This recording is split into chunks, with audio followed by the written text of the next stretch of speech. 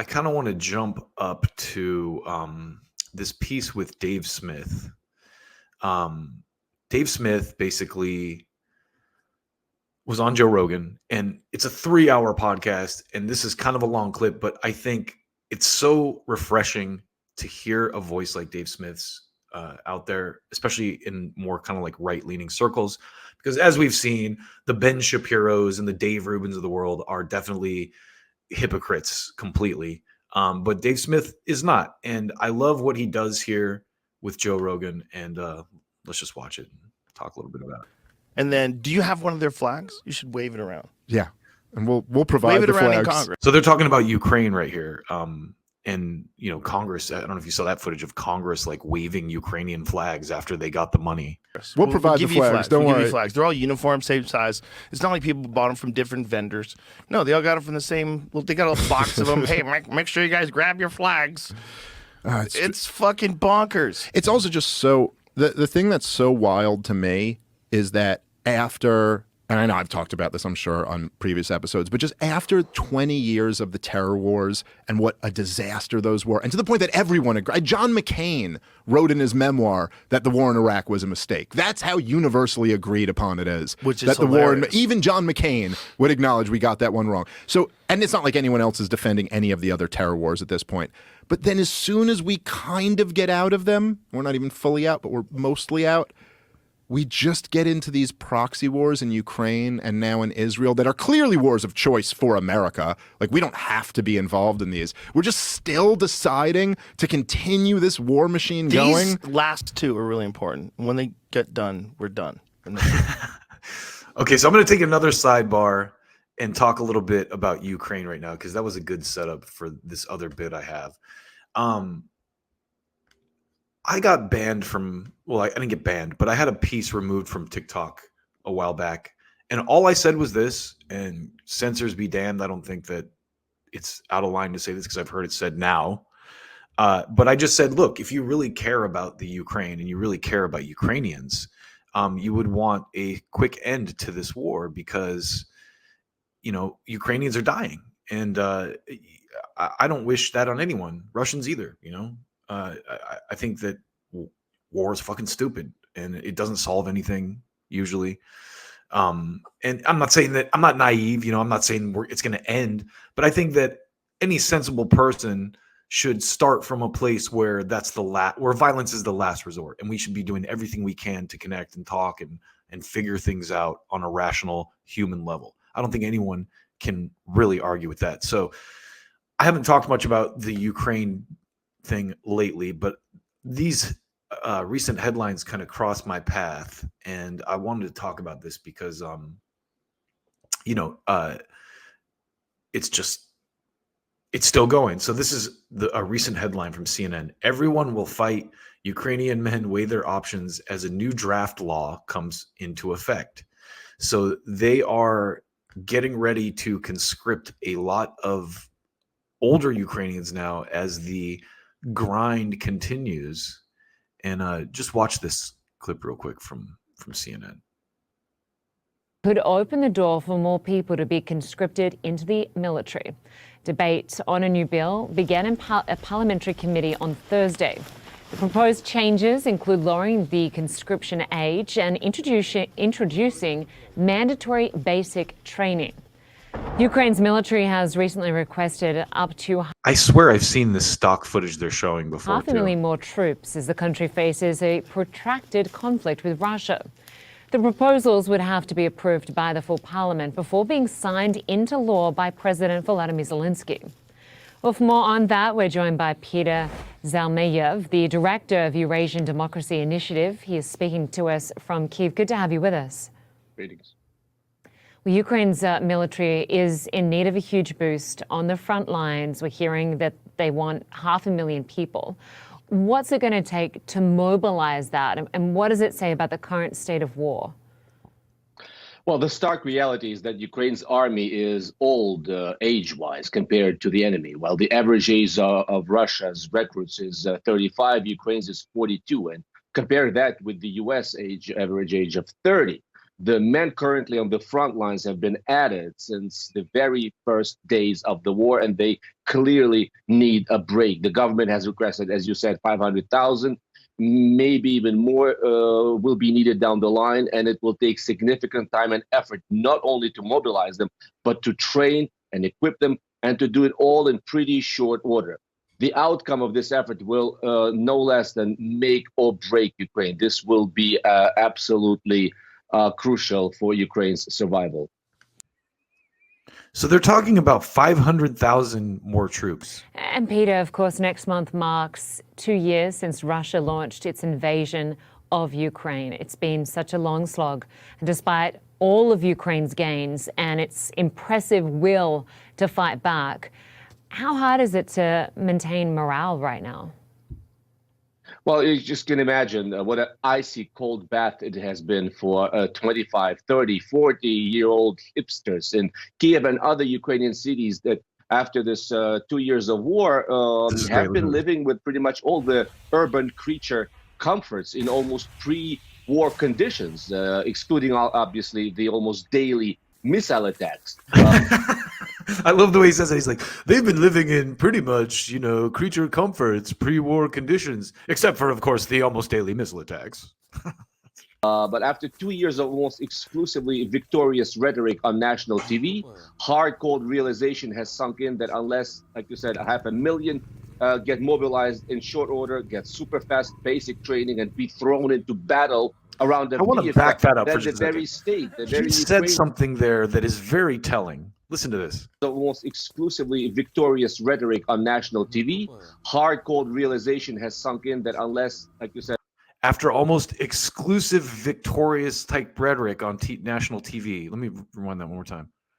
War conditions, excluding obviously the almost daily missile attacks. But after 2 years of almost exclusively victorious rhetoric on national TV, hard-cold realization has sunk in that unless, like you said, 500,000. That's the same thing that's been going on here. Almost like, oh, we're winning, everyone's winning. Get mobilized in short order, get super fast basic training, and be thrown into battle around Avdiivka, then the very state, the very Ukraine may be lost. So instead of coffee in Crimea that some of our government officials promised to be able to do by last spring, we're now promised a long and deadly slog in the freezing trenches of the Donbass. So obviously this is demoralizing, but also keep in mind that in any country, it's only a small fraction of men and women who are willing to contemplate sacrificing their life in the battlefield. So imagine that. So just to give you some sheer numbers here, the population of Ukraine is about 38 million. Do you know what the population of Russia is? 144 million and growing. And so just based on that alone, Ukraine cannot win this war. Like, I don't know if you're a numbers person, but the numbers don't lie. Like, it's pretty much the size of it. Unless we are forced to get involved and it becomes like a world war, it's not going to end well. So let's see what your boy Anthony Blinken has to say about that. Keep on bombing lots of people. Keep on bombing lots of people. Keep on bombing lots of people. Bombing lots of people. Thank you, Anthony. We're gonna bring in Ukraine war expert now, Victoria Newland. Let's see what she has to say here. These Russian attacks that are coming from bases inside Russia. So I think there's also a question of whether we, the United States and our allies, ought to give them more help in hitting Russian bases, which heretofore we've not been willing to do. I think if the attacks are coming directly from over the line in Russia, that those bases ought to be fair game, whether they are where missiles are being launched from or where they are where troops are being supplied from. I think it's time for that because Russia has obviously escalated this war, including, as you said at the beginning, attacking Russia's second city, Kharkiv, which is not on the front lines, and trying to decimate it without ever having to put a boot on the ground. So I think it is time to give the Ukrainians more help hitting these bases inside Russia. I keep expecting this woman to just like peel her face off and reveal Dick Cheney, or like, revert to her lizard form or something like that. But that is psychotic. These people, and if you don't know who that is, most people who are watching this know who she is, but she was a neocon. She literally was Dick Cheney's underling. And, it says here she was former, she still runs with those. She resigned from her position, but she is responsible for this war and probably through some kind of sub-channel making a bunch of money off of it. But listen to what they're saying. They're ready to push this thing to the next level. And that is fucking insane. And I don't know what else to say about that. So I'm going to have to go to someone who has a much more measured take on Victoria Nuland than I do. Why don't you go back to your home on Whore Island? Anchorman. Anyway, let's get back to our other war here. I kind of started with Dave Smith and Joe Rogan, but let's get back to them because now they're going to go into the other U.S. proxy war that's currently sucking up all of our tax dollars. Yeah. That's right. That's right. This is it. This is it. Right. It's anyway, man. I will say that I think a lot of the defense of the war in Gaza, which I kind of feel we are even calling a war because it's not, doesn't exactly feel like that's what the term should be. Well, it's like the Bill Hicks joke. It's only a war when two armies are fighting. Well, right. Remember that joke he had about vaguely about Iraq? They said, "Oh, Bill, Iraq is the fourth largest army." He goes, "Yeah, but after number 3, there's a big drop off." Right. He goes, "The Salvation Army's number 5." Yeah, that's a great bit. It's a great bit. Well, I mean, but he had look, some great bits about the war. But in the case of Gaza, it's not even like there's not even a government. I mean, they're a stateless people who have been captive by the Israelis since 1967. And then they're captive politically in their own country by Hamas. Right. And then Hamas does do what this accusation is that they have their bases under schools and hospitals. They actually do that. Yeah, I think it's certainly exaggerated at times by the Israelis, but there is no question that they are. Look, they're in this. Gaza is, dude, it's 5 miles wide. I know, it's crazy. Gaza's, like so you could jog from one side to the other without taking a break. It's literally I would take a break. Way closer, way smaller than here to my club. Yeah. Now imagine that. Imagine like an extra 10 miles. Yeah. That small So you got to keep in mind that someone like Joe Rogan having a conversation like this is so huge because a lot of the people who listen to his show are not, from the same intellectual circles that you and I probably are on Twitter or whatever. They're not checking into a lot of this stuff. And most of the people I know who would be in his viewing audience have been reciting the propaganda around this, like about anti-Semitism and all that stuff. So major props to Dave Smith for going on here and breaking this down like he does. tract of land in the last 5 miles is what's getting the fuck blown out of it. It is. It's. And for Joe Rogan, to Joe Rogan as well, for being receptive and kind of, adding his own unique commentary as well. I think 25 by 5. So it's like a marathon by a jog.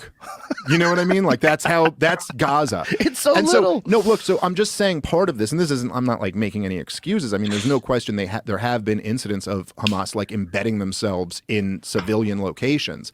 But also, it's not as if they have a military or a government. It's not as if there's going to be two armies that meet themselves on the battlefield here. Hamas is essentially a gang in an Israeli prison that like rose up as the toughest gang there. And yeah, in such a densely populated area, that's the way, as they call it, asymmetric warfare is going to work. I do look, man, I took issue with like a few things that some of the guests you've had on recently have said. Like, I think all of this, a lot of times it comes down to framing, like how you want to look at an issue, and particularly the people who are way behind Israel on this, I feel like always rely on this very strange framing, so they don't have to confront exactly what's going on, and they can kind of look at it in more of an abstract, removed way. Like when you had I'm sorry if I'm saying his name wrong, but Gad, how do you say his last name? Saad. I've read his stuff before, but I always butcher names. But so one of the things he said, which I know I've heard this in every debate I've done on the topic so far, but he said same thing Dennis Prager said to me when we debated, was he was like, well, look, if Israel laid down all their arms, there'd be a genocide. If Hamas laid down all their arms, there'd be peace. And forget the fact that I will say I don't agree with the second part of that. I don't think that's clear at all. I think if Hamas laid down all their arms, which essentially the Palestinians are as close to have laid down all their arms as could everyone be. Looking at it too binary? Like, well, yeah. Even if you're supporting the Israelis, even if you're from that position, you have to acknowledge the attacks. Someone just knocked on my door to invite me to like some kind of church gathering or something. Like no one ever knocks on my door.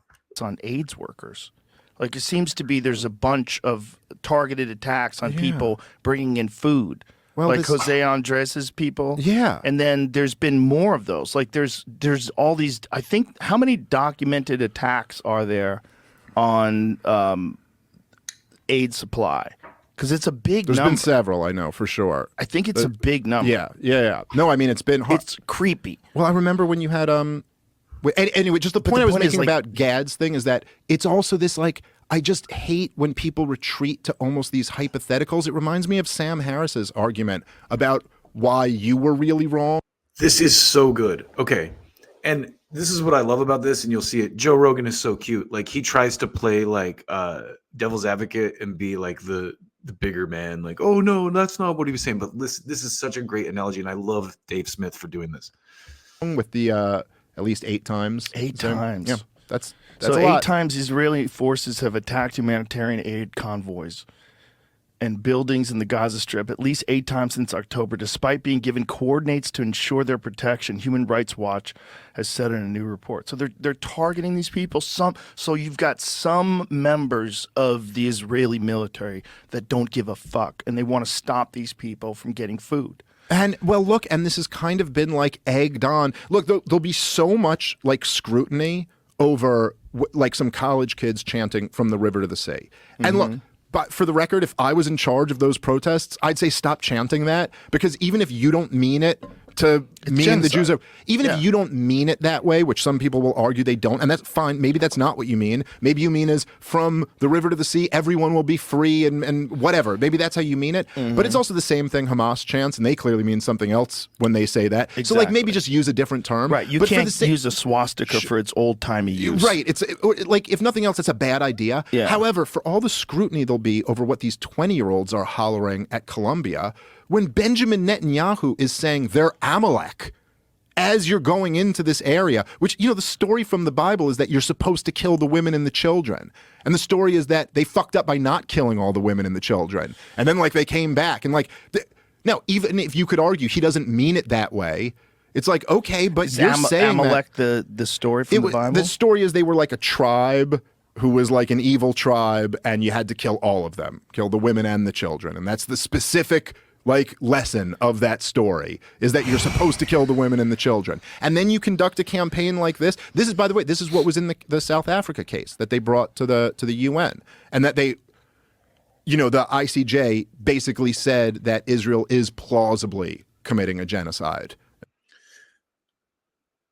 AOC was good on that way, by the way. Now, a couple things he said there I think are so key. First, he talks about the river to the sea thing and the PR behind it.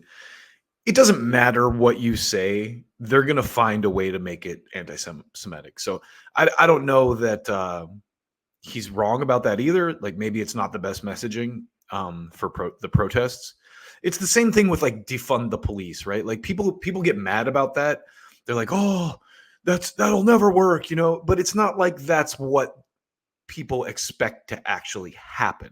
The thing is with these types of arguments, you have to start from a very extreme position because eventually you're going to negotiate and have to give up some compromise, And so I think in the past, in my political history, I feel like the Republicans were always so good at starting their argument from such an extreme position that they pulled the Democrats to the right eventually in the compromise. And maybe and I'm sure now that that's intentional on the Democrats' part too, because they're the apathetic, let's go along to get along party who's just been slowly dragged to the right over the years to the point where now they are the far right. But anyway, let's keep going. And they didn't exactly, they haven't yet determined that it is or isn't, but they said it's plausible. But anyway, to my point that I'm making about what Sad was saying is that it reminds me of Sam Harris, where he sits here and he goes, well, imagine this hypothetical. Imagine COVID was 100 times as deadly and the vaccine was perfect against stopping transmission and there were no vaccine injuries. Well, hey, now you don't look so good anymore, do you, Joe Rogan? No, he wasn't. Exactly. Yeah. Imagine this hypothetical scenario where I'm right. He wasn't saying that. He was saying you could, when someone's saying you could never mandate a vaccine or argue for a mandate, and he was saying if there was a vaccine, he was making an intellectual argument, he's correct, that you could argue that if there...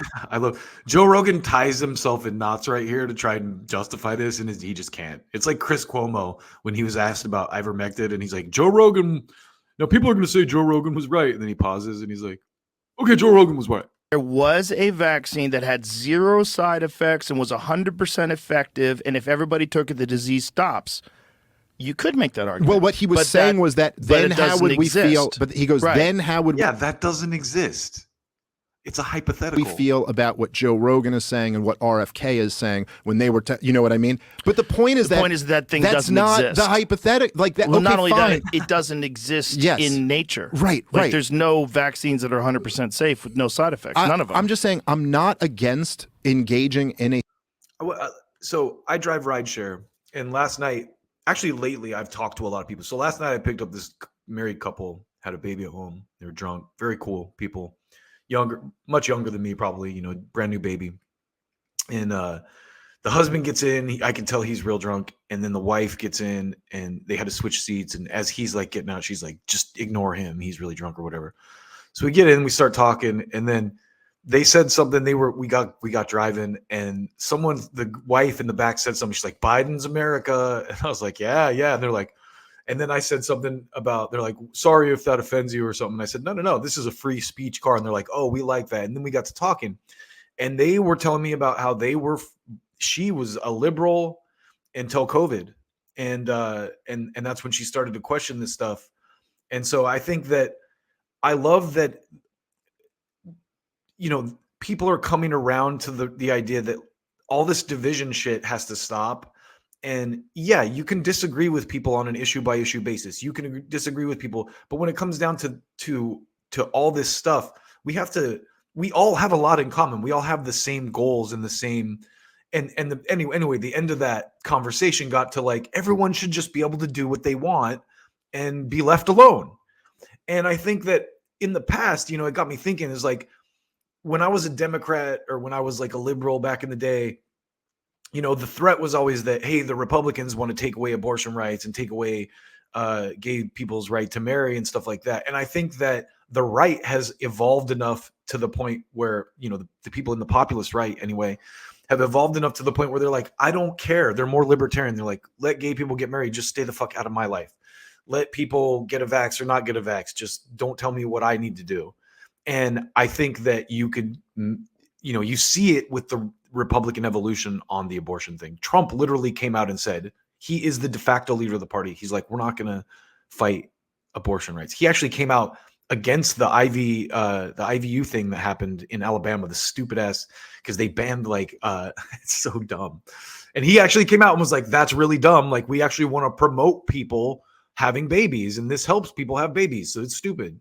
Anyway, thought experiment to think about like what that scenario would look like. But at the same time, you're like, it does seem like that's serving in this case as a distraction from the real world scenario that's going on here. So like, if you're going to... Yeah, intellectual Sam Harris is making that argument. I'm sorry. Fuck you, Sam Harris. If this happened, then I would be right. It's like, yeah, if it did, but it didn't happen, you dipshit. Say if Israel, like, yes, I would not recommend Israel lay down so all of key their right here. arms, completely disarm themselves, and then open up the wall to Gaza and allow Hamas to come in. But that's not on the table. That's never going to happen. So, like, even thinking about that as a thought experiment doesn't really prove that much. What's actually going on? So I want to make this point again because I used to debate people about guns all the time, and I'm not anti-gun, but this is the exact same thing that they do with all these types of debates. With guns specifically, you'll go, hey, you know, we should really have better gun laws so less people get shot. And then they're like, no, you can't ban all guns. And it's like, no, I did not say let's ban all guns. I never said that. I said, hey, we should be a little bit more careful. With great power comes great responsibility. That's why to get a car, you have to have a driver's license and you have to be a certain age and you have to pass certain tests to ensure that you're mentally stable and you're not going to hurt people. We should have that for guns on some. And the people that are like, oh, well, it's a slippery slope. Like once you start that, then the government's going to come take it. Like you have a fucking gun. You're always like, gun people are like, oh, like, you know, I got a gun to protect myself. They're like, but if they change the gun laws, the government's going to come take my gun. Well, you got a gun. Fucking shoot them. Like they're not going to come take your gun, asshole. Anyway, I'm drifting away from the point. The point is people use this tactic in arguments all the time. Like, well, what if this? Like, no, let's deal with finite realities, okay? Not hypotheticals. And the Israel people use hypotheticals all day long. And I just love the way Dave Smith kind of like methodically picks that apart right here. On here is like what Israel is doing to Gaza. And, you know, right. But if you could flip it around, the opposite would be true. Like if Hamas did lay down all their weapons and if they did completely give up, you're going to have some Israeli soldiers that do not give a fuck that still want to shoot them. But for the most part, if there was nothing, if they completely gave up, which is also not going to happen, but if that did happen, you couldn't see a situation where Israel just continues bombing. Yes, you could. Maybe not, but then what do they go to? Just being subjugated by the Israel, back to the status quo of just being a stateless people of permanent refugees with no natural rights whatsoever, no ability to trade with the world, no ability to come and leave. You can't have an airport, you can't have a seaport, you can't go out fishing past where some IDF guy decides you're not allowed to. So, like, yeah, if Hamas laid down all their arms, perhaps Israel would stop the bombing campaign, and they would just continue subjugation forever. Which has been the Likud party official policy since they were created by the terrorist Menachem Begin. Like literally since this party that is the ruling party in Israel was created, their goal has been that the Palestinian people never get their own state, they never get their own freedom, and that's resulted in this. And if you don't give them their own there's no way you can justify it. No way you can justify that a whole entire group of people never get to be a country. That they don't get the rights of the Israelis. They don't get the rights of a sovereign country. They're trapped. Yeah, nothing. Literally no rights whatsoever. That's kind. And people on the right, I've had people literally call like Hamas. I've seen it. That Prager guy in his debate with Dave Smith tried to equate Palestinians to Nazis. The Nazis had an entire army and state behind them. These, like Dave said, these guys are permanent refugees. But I really like the climate today because you have people like Dave Smith and Tucker Carlson and, you know, Candace Owens who are intellectually honest on the right about what's going on. And I love to see that. Like I said, I value consistency over anything.